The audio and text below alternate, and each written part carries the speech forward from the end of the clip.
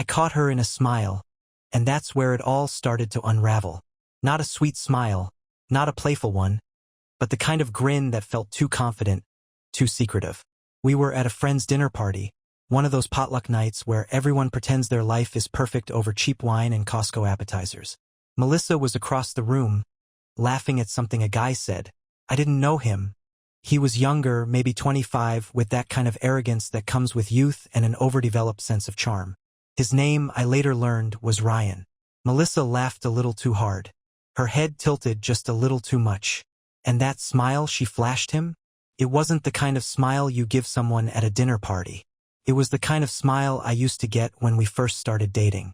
My stomach twisted. The rest of the night, I couldn't shake the feeling. It was like a buzzing in the back of my head, a low hum that grew louder every time I glanced her way. She wasn't hanging out with the usual group of friends. Instead, she stayed close to Ryan, standing just a little too close, leaning in just a little too far. I told myself I was imagining things, that I was being ridiculous. But deep down, I knew. On the car ride home, the silence between us was deafening. She was on her phone, the screen lighting up her face. Her thumbs moved quickly, too quickly, and when I tried to glance at the screen, she tilted it away like she always did when she was texting her mom or her sister. But this wasn't family chatter. Her mom didn't make her smirk like that. I gripped the steering wheel tighter. What's so funny? She glanced up, startled. Oh, nothing. Just a meme. A meme. Yeah. She gave me that same smile from earlier, the one that didn't belong to me anymore. I didn't press her. I wasn't ready to go down that road. Not yet. I figured I'd wait, gather my thoughts, let the paranoia simmer down. But when we got home, I noticed something small but telling. She took her phone to the bathroom. Melissa never did that before. Not once in the 7 years we'd been together. I sat on the couch, staring at the black screen of the TV, replaying the night in my head. Every laugh, every look, every casual touch on Ryan's arm. The more I thought about it, the more it started to feel like a string waiting to be pulled. So I pulled. Started small. The next morning, while she was in the shower, I glanced at her phone. Locked, of course. No notifications. She was careful. Too careful. So I started paying closer attention. Over the next few days, I noticed patterns I couldn't ignore. Her errands were longer than usual. Her texts more frequent, and her smiles more private. But the real break came a week later.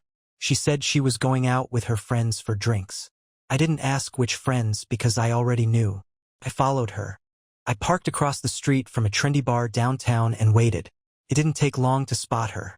She wasn't with her girlfriends. She was with Ryan.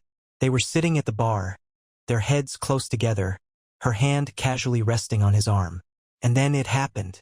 He leaned in and she didn't pull away. She kissed him. Right there, in front of everyone, like it was the most natural thing in the world. My heart felt like it had been ripped out of my chest. I sat there in the car, frozen, watching the woman I thought I knew better than anyone betray me in the most blatant way possible. But I didn't confront her then. Not yet. I needed a plan. If she wanted to play games, she had no idea who she was dealing with. This wasn't going to end quietly. I didn't go home that night. Couldn't. The image of Melissa kissing Ryan played on a loop in my mind, each replay feeling like a fresh stab in the chest. I parked in an empty lot and sat there for hours, torn between rage and disbelief. By the time the sun rose, I wasn't the same man who had followed his wife the night before. I decided to act, but not recklessly. If I confronted her now, she'd deny it, twist the story, or worse, gaslight me into thinking I'd imagined everything. No, I needed to gather more. She'd already shown her hand. Now it was my turn. That morning, Melissa came home as if nothing had happened. She was wearing the same dress she'd left in, her hair slightly disheveled. "Morning," she said, tossing her purse onto the counter. She didn't even glance in my direction. "Late night?" I asked, keeping my voice casual. She yawned, stretching dramatically. "Yeah. Stayed out longer than I expected. You know how the girls can get when they're drunk. Could barely get them into the Uber." The lie rolled off her tongue so easily it almost made me laugh. Instead, I just nodded and sipped my coffee. "Glad you had fun." She kissed me on the cheek. On the cheek. and disappeared into the bedroom to nap. That was the last straw. The next day, I took a half day at work and made a visit to a private investigator. I wasn't messing around anymore. The guy was in his 50s, bald, and looked like he had seen it all. He didn't ask too many questions, just handed me a form and said, "Give me everything you know. Names, schedules, anything that helps me get close." I filled out the paperwork and gave him the basics: Melissa's usual haunts, her work schedule, and, of course, Ryan's name. I had no idea where this guy lived or worked, but I described him well enough. Mid-20s, tall, athletic build, cocky grin. The investigator nodded, scribbling down notes. "How long do you think this will take?" I asked. "Couple of weeks, max," he said. "But I'll call if I get something sooner." I didn't know what I expected him to find. Texts, photos, maybe even video. But I knew I wouldn't let Melissa walk away from this unscathed. The next few days were pure torture. Melissa acted normal, maybe even sweeter than usual. She brought home my favorite takeout one night, curled up next to me on the couch as if nothing was wrong. Every time she laughed at one of my jokes, I felt my blood boil. How could she sit there, playing the role of a loving wife, while sneaking off with another man? But then, I started noticing the cracks. She was sloppy. Her phone buzzed more often. And when I asked who it was, she'd roll her eyes and say, "Just work stuff." She started wearing perfume to run errands. Perfume I hadn't smelled in months. And then, the biggest slip, I caught a glimpse of a second phone in her bag. "Hey, what's this?" I asked casually, pulling it out. Her eyes widened for a split second, just long enough for me to catch it. "Oh, that's old. I meant to donate it."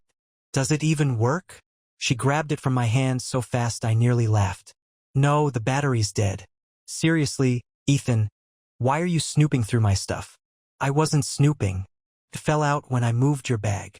She muttered something about me being paranoid and stormed off to the bedroom. But that moment, that was confirmation. She wasn't just having an affair. She was getting bold about it. A week later, the investigator called. "You might want to sit down for this," he said. "What did you find?" "I've got photos, timestamps, the whole package." She's not just meeting him for dinner. They've been to his apartment multiple times. My chest tightened. "Anything else?" "She's been using a second phone to text him." I couldn't access the messages, but I got a close enough look to confirm she's careful about what she says when she's home. It was everything I needed. I didn't just have suspicions anymore. I had proof. But instead of feeling satisfied, I felt something darker, something heavier. It wasn't enough to know. I needed her to know I knew. And I needed her to feel the same humiliation, the same betrayal, that she'd so carelessly handed me. That night, as she sat on the couch scrolling through her phone, I stared at her from the kitchen. My hands clenched into fists, my mind racing through every possible way this could play out. She had no idea what was coming. "Melissa," I said, my voice steady but sharp. She looked up, surprised. "Yeah, put your phone down. We need to talk." She froze for half a second, but she recovered quickly, tilting her head with that faux innocence she wore so well. "What's up?" she said, setting her phone face down on the coffee table. I stepped into the living room, the tension between us so thick it felt like a weight pressing down on my chest. "I need you to be honest with me, right now." Her smile wavered, just for a moment. "Ethan, what's going on? You're acting weird." Weird. That's what she called it. Not betrayed, not hurt, just weird. I took a deep breath, steadying myself. "Who's Ryan?" The color drained from her face so fast I almost felt bad for her. Almost. She opened her mouth to respond, but nothing came out. I watched her scramble for an answer, her hands twitching in her lap like she was searching for a lifeline that wasn't there. Finally, she forced a laugh. "Ryan? Are you serious? He's just some guy from work. Why are you even asking about him?" It was such a weak attempt at deflection that I couldn't help but laugh. Not a laugh of amusement. No, this was the kind of laugh that comes from the absurdity of watching someone dig their own grave. "From work," I said, stepping closer. "That's funny because I've seen you two together. And it didn't look like you were discussing quarterly reports." Her eyes widened, panic flashing across her face. "You've been following me?" she hissed, her voice sharp now, defensive. "Don't turn this around on me, Melissa. I know you've been lying." I know about the bar. I know about the second phone. And I know about his apartment. Her jaw dropped. For a moment, she looked like a cornered animal, eyes darting around the room as if she could find an escape route. Then, just as quickly, her expression hardened. "You've been spying on me?" she snapped, standing up. "That's insane, Ethan. Do you even hear yourself? This is controlling and abusive." "Don't you dare," I interrupted, my voice rising. "Don't you dare play the victim here. You've been cheating on me, Melissa. Don't act like this is about me being controlling." For a second, I thought she might try to deny it again. But then she shrugged, crossing her arms over her chest. "Fine," she said, her voice cold. "Yeah, I've been seeing Ryan. What do you want me to say?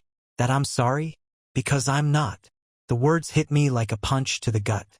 Not because I didn't expect them, I had, but because of the sheer audacity of her delivery. There was no remorse, no guilt, no apology, just pure defiance. "Not sorry," I repeated, my voice shaking with anger. "You're not sorry for lying to me? For sneaking around? For throwing away our marriage for some kid?" She rolled her eyes. "Oh, please, Ethan. Don't act like we've been happy. You work all the time, you're boring, and honestly, Ryan makes me feel alive again. Something you haven't done in years." I stared at her, stunned. It wasn't just the cruelty of her words. It was the complete lack of accountability, the way she twisted everything to make this my fault. "You're unbelievable," I said, my voice low. "Do you even hear yourself? You're blaming me because you couldn't keep your vows." She shrugged again like none of this mattered. "Maybe I wouldn't have had to look elsewhere if you weren't so focused on your job.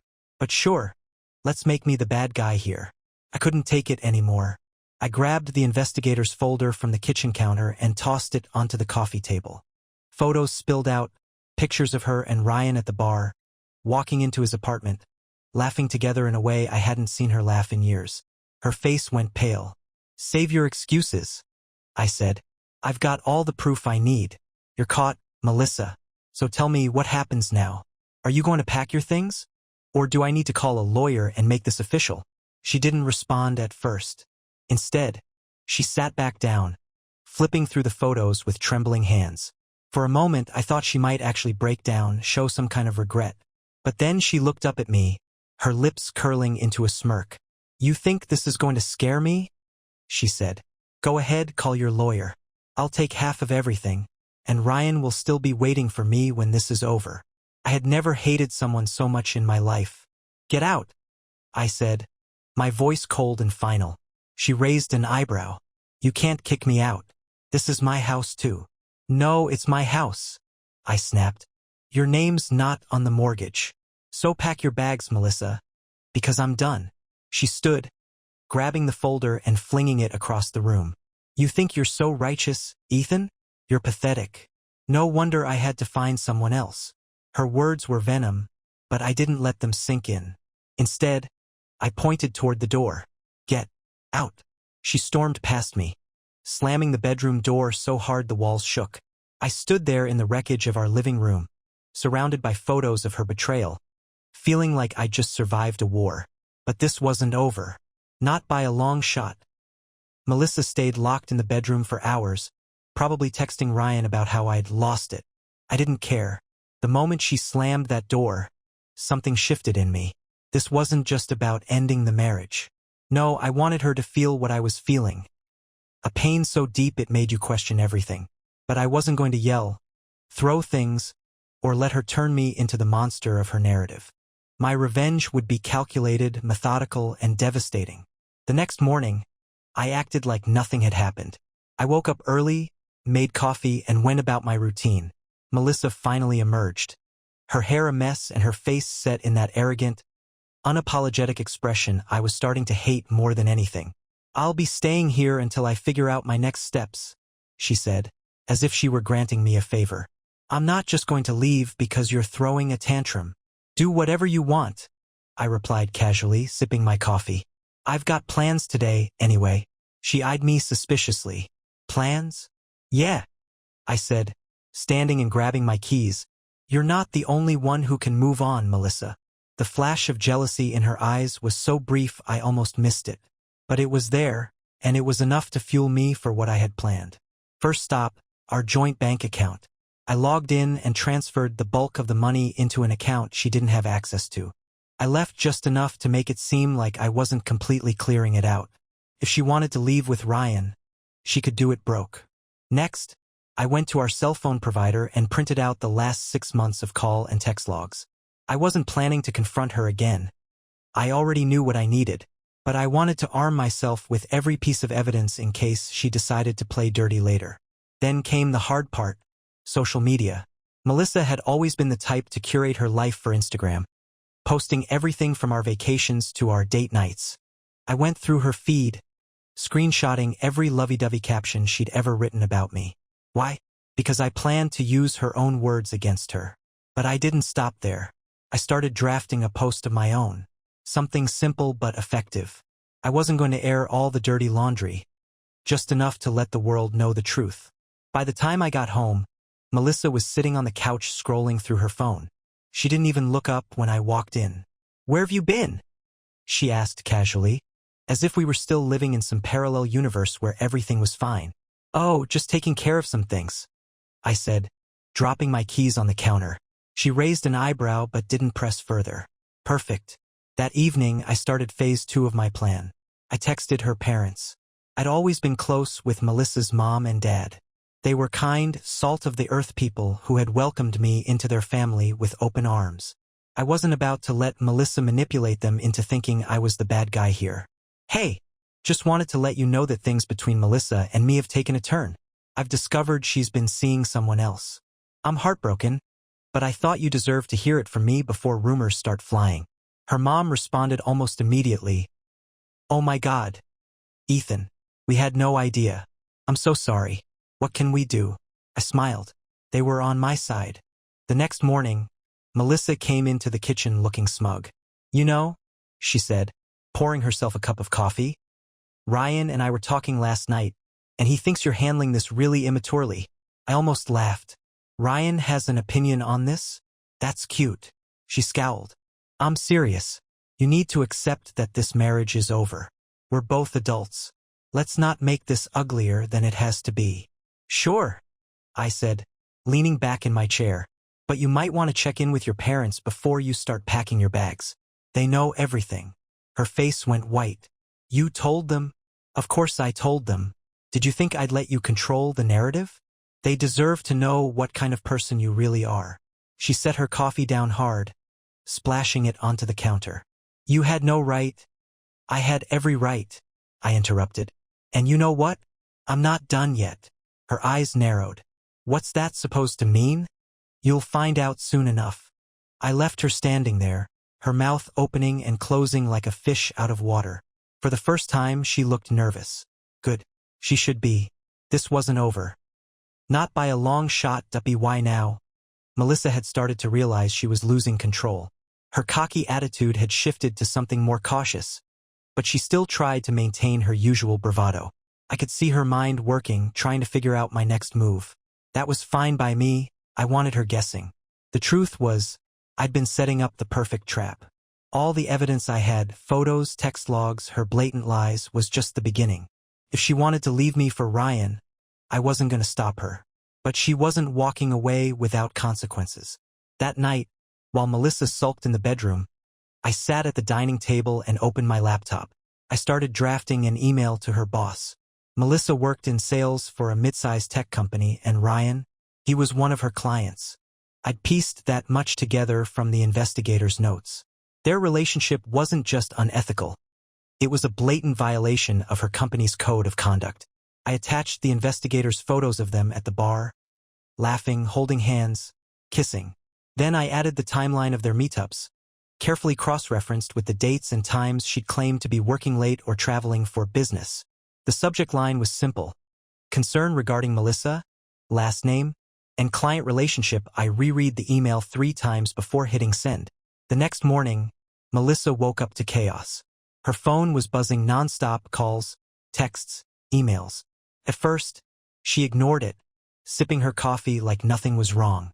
But when the 5th call came in from an unknown number, she finally answered. "What?" she snapped into the phone. I couldn't hear the other end of the conversation, but her face said it all. She went pale, then red, then pale again. "That's not true," she stammered, her voice rising. "Who told you that?" I sipped my own coffee, pretending not to notice. When she hung up, she rounded on me. "What did you do?" I looked up, feigning confusion. "What are you talking about?" "Don't play dumb, Ethan. Someone emailed my boss about Ryan and me. They sent photos." I raised an eyebrow. "Wow, that sounds serious. You mean they found out you were using company time to sneak around with a client? That's unfortunate." Her hands clenched into fists. "You're unbelievable." "No, Melissa," I said, standing. "What's unbelievable is that you thought you could lie, cheat, and humiliate me without facing any consequences. I just helped the truth come to light." She glared at me, her face twisted with rage. "You're trying to ruin my life." I laughed bitterly. "Ruin your life? Melissa, you did that all on your own. I'm just making sure everyone else sees you for who you really are." By noon, Melissa's company had launched an investigation. She was put on unpaid leave, pending the outcome. I knew it wouldn't end there. The investigator had dug deep, uncovering enough to prove that her relationship with Ryan wasn't just a fling. It had potentially compromised several deals her company was working on. She spent the rest of the day on the phone, trying to salvage what was left of her reputation. I, on the other hand, took a much-needed victory lap. That evening, as she sat on the couch, defeated, I decided to twist the knife a little further. "By the way," I said, casually scrolling through my phone, "you should probably call Ryan. He might want to find a new apartment." She froze. "What are you talking about?" "Well," I said, grinning, "let's just say his landlord got an anonymous tip about some inappropriate activities happening on the premises. Pretty sure they don't look kindly on tenants bringing drama to their doorstep." "You're a monster," she whispered. "No, Melissa," I said, leaning in. "I'm a man who trusted the wrong person. You made me into this." For the first time since this all started, she didn't have a comeback. She just stared at me, her eyes wide, as if she was finally realizing the depth of the hole she'd dug for herself. And I wasn't even close to finished. Melissa didn't speak to me for the rest of the night. Her silence wasn't remorseful. It was calculating. She was planning her next move, but so was I. Every moment she spent pacing the house or glaring at her phone, I spent quietly fortifying my position. While she sulked in the bedroom, I was on the phone with my lawyer. "Your timing couldn't be better," the lawyer said after I explained everything. "With the evidence you've collected, you're in a very strong position for divorce negotiations. The cheating, the work misconduct, even the financial aspects, it's all leverage." "And the house?" I asked. "Well, it depends on the prenup," he said. Thankfully, I had been smart about that. Melissa had signed a prenuptial agreement before we got married, back when everything felt perfect. I didn't think I'd ever need it, but now, it was my ace in the hole. "She has no legal claim to the house," I confirmed. "Exactly," the lawyer said. "You're in control here. Just make sure you keep your cool and document everything." The next morning, I put the next phase of my plan into action. I started quietly packing up her things. Not everything, just enough to send a clear message. A couple of suitcases, her expensive purses, the jewelry I'd bought her over the years. I left them by the front door, a silent statement waiting for her to notice. Melissa emerged from the bedroom around noon, her face puffy from what I assumed was a night spent crying or drinking, or both. She stopped short when she saw the bags. "What the hell is this?" she snapped. I didn't even look up from my laptop. "Your things." Her eyes narrowed. "You're kicking me out?" "I'm giving you an opportunity," I said calmly, closing my laptop and standing. "You have two options. Leave quietly, or wait for the court to decide. Spoiler alert, the court won't side with you." Her jaw dropped, but she quickly recovered, crossing her arms. "You think you're so smart, don't you? You think you've won." "I don't think I've won, Melissa," I said, stepping closer. "I know I've won." That afternoon, the lawyer emailed me the first draft of the divorce papers. I had everything I needed. Infidelity clauses, division of assets, leaning heavily in my favor, and a stipulation that Melissa vacate the house within 30 days. I printed the papers and left them on the dining table for her to find. When she saw them, she exploded. "This is ridiculous," she shouted, waving the papers in the air. "You think I'm just going to sign this? After everything I've given to this marriage? What you've taken from this marriage?" I corrected, my voice steady. "You lied. You cheated. You humiliated me. And now you're facing the consequences." Her face twisted into a sneer. "You really think Ryan cares about this? He's not going to run just because I lost my job or my house. He loves me." I couldn't help but laugh. "Oh, Melissa, you really think Ryan's going to stick around? He's a kid. This was fun for him, a fling. Do you honestly believe he wants to play house with you when things get hard?" Her confidence faltered for the first time. I could see the doubt creeping in, the realization that she'd bet everything on a man who wasn't even close to all in. That evening, I sent a final message to Ryan. An anonymous text from a burner phone I'd picked up earlier that week. "Hey, just thought you should know Melissa's husband is filing for divorce. She's all yours now. Good luck dealing with her drama." It wasn't malicious, just strategic. Ryan needed to know that Melissa was coming with baggage. Baggage he wouldn't want to carry. By the next day, Melissa was unraveling. She spent hours on the phone, pacing the house, trying to fix things. She called her parents, her friends, even Ryan. The conversations got louder and more desperate, and I didn't need to hear the words to know she was losing. When she finally hung up, she stormed into the living room. "You're a coward," she spat. "You couldn't handle a real relationship, so you're punishing me for your failures." I leaned back in my chair, unfazed. "No, Melissa, I'm holding you accountable for yours." Her face turned red, but she didn't have a response. Instead, she grabbed her bags, slammed the door, and left. As the silence settled over the house, I felt a strange sense of relief. I wasn't finished yet. There were still legal battles to fight, loose ends to tie up, but for the first time in weeks, I felt like I was in control. Melissa had made her choices, and now, it was time for her to live with them. When Melissa walked out that door, I thought the worst of it was behind me. But as anyone who's dealt with a person like her knows, it's never that simple. Melissa wasn't just leaving to lick her wounds. She was regrouping, planning her next move. 2 days later, the storm hit. Started with a knock at the door. I opened it to find a man in a suit holding a stack of papers. "Ethan?" he asked. "Yes. You've been served." I took the papers and scanned them quickly.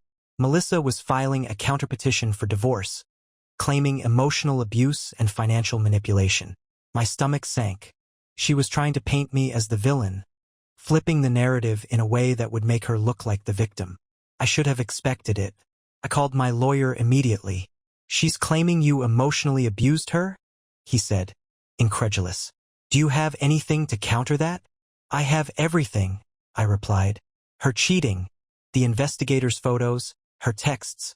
It's all documented." "Good," he said. "We'll use that, but you need to stay calm. Don't let her bait you into anything that could be twisted against you." He was right. Melissa's play was obvious. Provoke me, make me lose my cool, and then use it as proof that I was unstable. I wouldn't give her the satisfaction.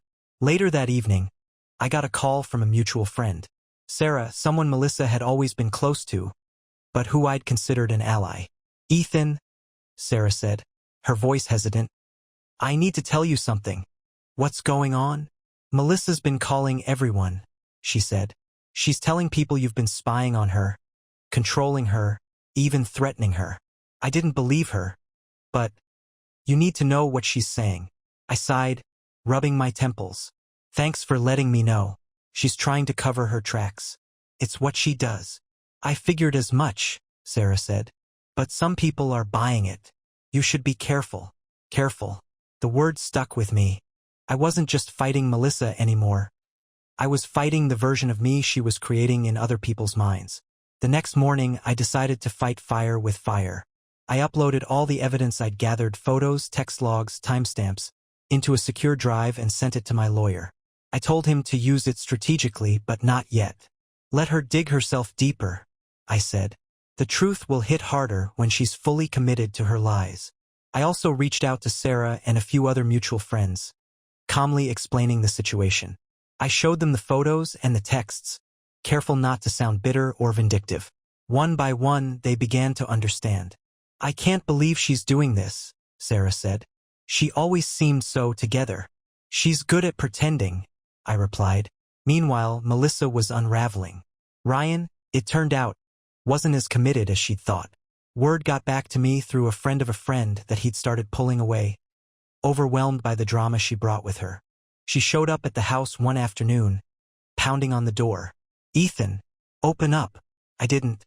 Instead, I stood by the window and watched as she paced the porch, yelling incoherently. "You can't ignore me forever," she screamed. "You think you're so much better than me, but you're not. You're pathetic." Eventually, she gave up and left, but her outburst told me everything I needed to know. She was losing control, and she knew it. 2 days later, her lawyer reached out, requesting a settlement meeting. "She's starting to fold," my lawyer said. "We'll keep the pressure on. Stick to the facts. Don't let her bait you into anything emotional." The meeting was set for the following week, and I spent the days leading up to it preparing. I reviewed every piece of evidence, every timeline, every message. By the time the day arrived, I was ready. The settlement meeting was held in a sterile conference room, with Melissa and her lawyer on one side of the table, and me and my lawyer on the other. Melissa looked tired, her usual bravado replaced by something quieter. Her lawyer started with the usual spiel, painting her as a victim who just wanted a fair outcome. I stayed silent, letting my lawyer handle the responses. Then Melissa spoke. "I just want this to end," she said, her voice trembling. "I never wanted things to get this ugly. Ethan's been cruel." I didn't flinch. Instead, I slid a folder across the table. "This," I said, "is everything Melissa's been doing for the past 6 months. Photos, messages, proof of her affair. If she wants to talk about cruelty, we can start here." Her lawyer's face paled as he opened the folder. Melissa, on the other hand, glared at me, her eyes filled with venom. "This is harassment," she hissed. "No," I said calmly. "This is the truth. Something you've been running from since this all started." Her lawyer cleared his throat, clearly rattled. "Perhaps we should take a break." We did, and when we returned, Melissa's tone had shifted. She didn't apologize, of course not. But she was quieter, more subdued. In the end, she signed the settlement agreement. The house was mine, the divorce was moving forward, and Melissa? She was out of options. But I wasn't done yet. Not entirely. With the settlement signed and Melissa officially out of the house, I thought I'd feel relief. Instead, I felt an emptiness. A strange, hollow ache that lingered despite my victory. Melissa was gone, but the damage she'd caused lingered in every corner of my life. I wasn't done with her. Not yet. A week after the settlement, I got a call from Sarah. "Ethan, you're not going to believe this," she said, her voice low and urgent. "What now?" "Melissa's been spreading rumors about you again. She's telling people you fabricated the evidence against her, that you set her up to look bad." I sighed. Of course she was. Melissa couldn't just accept her loss. She had to claw back some shred of control, even if it meant spinning more lies. "Thanks for letting me know," I said. "She won't get far with that story." But Sarah wasn't finished. "There's more," she said hesitantly. "Ryan broke things off with her. Apparently, she showed up at his place drunk a few nights ago, begging him to take her back. He wouldn't even let her in. That was the opening I needed." Melissa had always been obsessed with her image. How people saw her, how she appeared to the world. She prided herself on being charming, successful, and in control. The idea that people might see her as anything less was her greatest fear. I decided to leverage that fear. Over the next few days, I compiled everything I had into a single, undeniable package. The photos, the texts, the timelines, it was all there, laid out clearly and indisputably. Then I crafted a carefully worded post for social media. It wasn't an angry rant or a vindictive smear campaign. It was calm, factual, and devastating. I've stayed quiet about the end of my marriage, but recent rumors have forced me to speak up. My wife, Melissa, was unfaithful for months, carrying on a relationship with a younger man while lying to me and others. This isn't hearsay, I have evidence. I share this not to attack her, but to defend myself against the false accusations she's been spreading. To those who know us both, I ask only this: judge based on the facts, not the stories Melissa wants you to believe. Below is the evidence I've been forced to gather. I attached the photos and screenshots, blurring out identifying details of Ryan for legal reasons, but leaving Melissa's role crystal clear. Then I hit post. The fallout was immediate. Within hours, the post had hundreds of comments. People who knew Melissa were tagging each other, sharing the post, and commenting in disbelief. Her carefully crafted image was crumbling in real time. By the next day, mutual friends were texting me nonstop. Some were apologizing for believing her lies. Others were just stunned at the depth of her betrayal. Melissa, of course, saw the post. She called me twice, but I didn't answer. Instead, I let her voicemails pile up, her increasingly frantic tone confirming that the post had hit her where it hurt most. The final message came from her late that night. "You're a bastard, Ethan," she snarled, her voice shaking with rage. "You think you've won? You've ruined my life. But guess what? You'll always be bitter and alone. No one will ever love you the way I did." I deleted the message without responding. Over the next few weeks, the dust began to settle. Melissa disappeared from social media, her accounts either deleted or locked down. Word spread that she was struggling to find work. Her professional reputation had taken a hit thanks to her affair with Ryan and the subsequent fallout at her old job. Ryan? He moved on, probably to his next conquest, leaving Melissa to deal with the wreckage on her own. And me? For the first time in months, I felt free. Looking back, I don't regret a single move I made. Melissa made her choices, and she had to face the consequences. I didn't destroy her life. She did that all on her own. All I did was shine a light on the truth. If there's one thing I've learned from this, it's that you can't control other people, but you can control how you respond. And sometimes, the best revenge isn't loud or messy. It's quiet, calculated, and leaves no room for doubt. Melissa taught me that, and for that, I'll always be grateful. Just as I was beginning to feel like life was returning to normal, Melissa found a way to claw her way back into my world. I should have known she wouldn't go quietly. It started with a letter. Not an email or a text, but an actual envelope left in my mailbox. The handwriting was unmistakably hers. I hesitated before opening it, debating whether to just throw it away. But curiosity got the better of me. The letter was short, barely a page, and oozed with a mix of bitterness and desperation. "Ethan, I hope you're satisfied with what you've done. You've destroyed my reputation, my career, and my relationships. But if you think you've won, you're wrong. I'm not the monster you've painted me to be, and I refuse to let you erase me from my own life. You were never perfect, Ethan. You ignored me, took me for granted, and made me feel invisible. Maybe I was wrong to find someone else, but I didn't deserve this. I want to meet. Just one conversation. You owe me that much. Melissa." I stared at the letter for a long time, torn between anger and disbelief. The audacity of her words made my blood boil. She still couldn't take responsibility, still saw herself as the victim in a mess she had created. I almost threw the letter away. Almost. The next day, I showed it to my lawyer. "Don't meet her," he said immediately. "I wasn't planning to." "Good. She's looking for leverage. Anything you say in person could be twisted and used against you." That made sense. Melissa wasn't asking for closure. She was fishing for ammunition. But the letter planted a seed of doubt in my mind. Had I taken things too far? Had I really destroyed her life? A few days later, I got another call from Sarah. "Melissa's been talking to Ryan again," she said. "She's trying to get him on her side."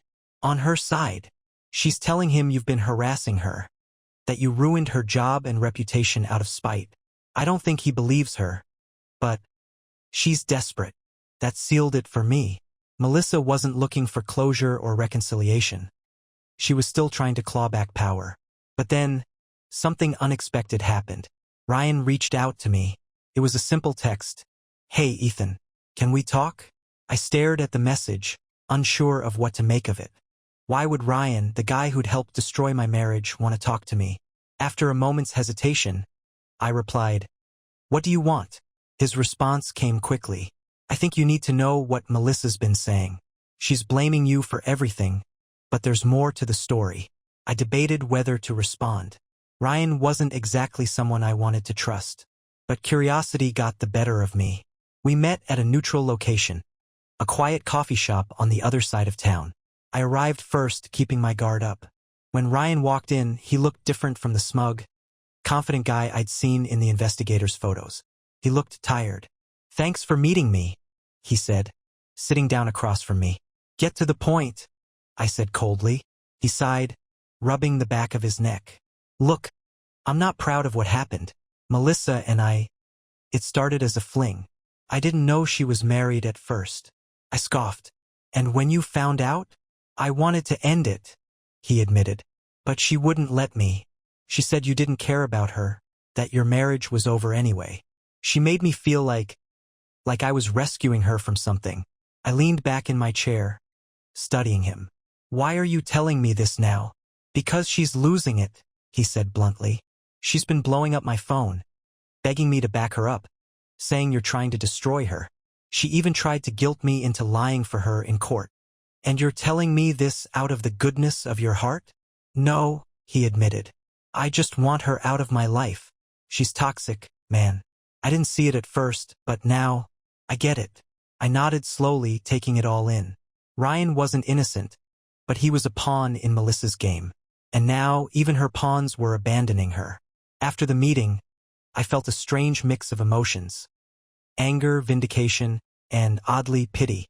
Melissa was unraveling, and while part of me wanted to relish her downfall, another part of me felt a faint twinge of sadness for the person I had once loved. But I shook it off. Melissa had made her choices, and now she was living with the consequences. The final pieces of the puzzle were falling into place, and I knew one thing for sure. This chapter of my life was almost over at a week after my meeting with Ryan. I received a notice that the divorce was finalized. The legal system had officially declared what I had known for months. Melissa and I were done. I held the paperwork in my hands for a long time, staring at the words, feeling both relief and exhaustion. It was over. Melissa, predictably, didn't let it end quietly. The day after I received the final papers, she showed up at the house unannounced. It was the first time I'd seen her in weeks, and the sight of her standing on the porch, arms crossed, looking more disheveled than ever, sent a wave of emotions crashing over me. I opened the door but didn't let her in. "What do you want, Melissa?" "I just want to talk," she said, her voice softer than I'd expected. "We have nothing to talk about."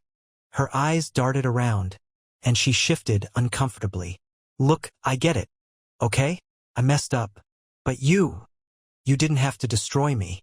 I almost laughed. "Destroy you? Melissa, you destroyed yourself. I just stopped letting you hide from it." She flinched but recovered quickly. "Fine, blame me. But we both know you're not perfect either." This again. The same tired deflection she'd been using since the beginning. "Melissa, why are you here?" I asked, my patience wearing thin. She hesitated, then let out a shaky breath. "I have nowhere else to go." The words hung in the air between us, heavy and pathetic. I stared at her, waiting for the punchline, but it never came. "Ryan's done with you, isn't he?" I said, my voice cold. Her lips tightened, and she looked away. "It's not like that." "Of course it is," I said. "You burned every bridge you had, Melissa. And now you're standing here hoping I'll fix it for you." She opened her mouth to argue but stopped, realizing I wasn't going to entertain her excuses. "I'm not your safety net," I said firmly. "Not anymore." Her face twisted with a mix of anger and desperation.